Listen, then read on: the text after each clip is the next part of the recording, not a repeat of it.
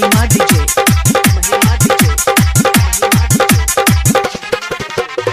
बस है चौक पानी बस है चौक पानी बस है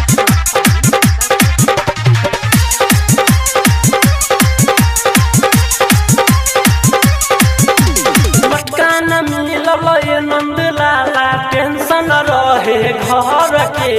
टेंशन रहे घर के मटका न मिलल ये नंद लाला टेंशन रहे घर के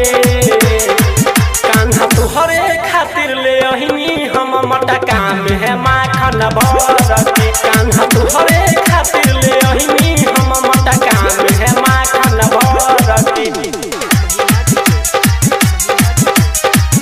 बस है चौक पानी बस है चौक पानी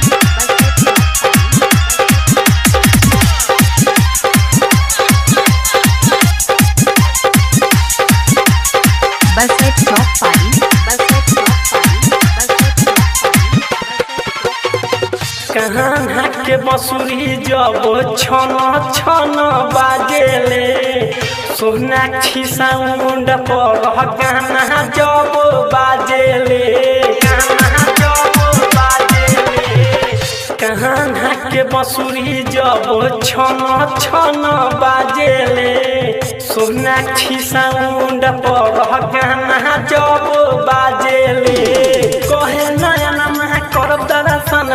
राधा जी के बर के कहे नयन करब दर्शन राधा जी के बर के कान्हा तुहरे खातिर ले अहिनी हम मटका में माखन भर के कान्हा तुहरे खातिर ले अहिनी हम मटका में माखन भर के महिमा डीजे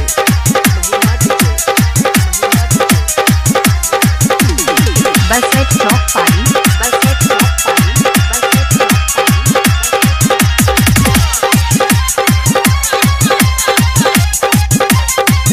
बस है चौक पानी बस है चौक पानी बस है चौक पानी धूमधाम से लागल बाटे कान्हा तोहर मेला देखे खातिर आइल बानी घर से अकेला घर से अकेला धूमधाम से लागल बाटे कान्हा तोहर मेला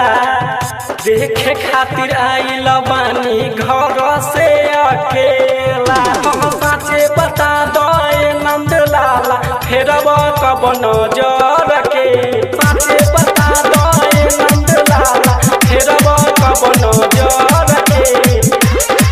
कान्हा तुहरे खातिर ले अहिनी हम मटका में माखन भर के कान्हा तुहरे खातिर ले अहिनी हम मटका में माखन भर के महिमा डीजे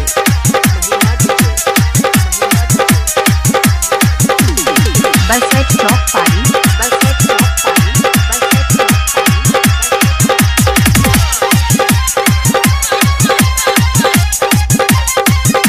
बस है चौक पानी बस है चौक पानी बस है चौक पानी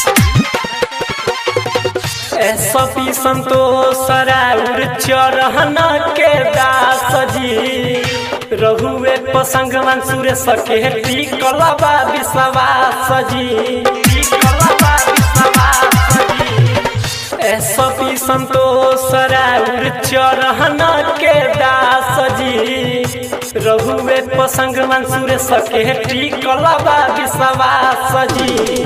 सुख आस करो सन मिसरा दर्शन करे बर के सुख आस करो सन मिसरा राधा जी के बर के दर्शन करे खातिर आइल बिया मोहल्ला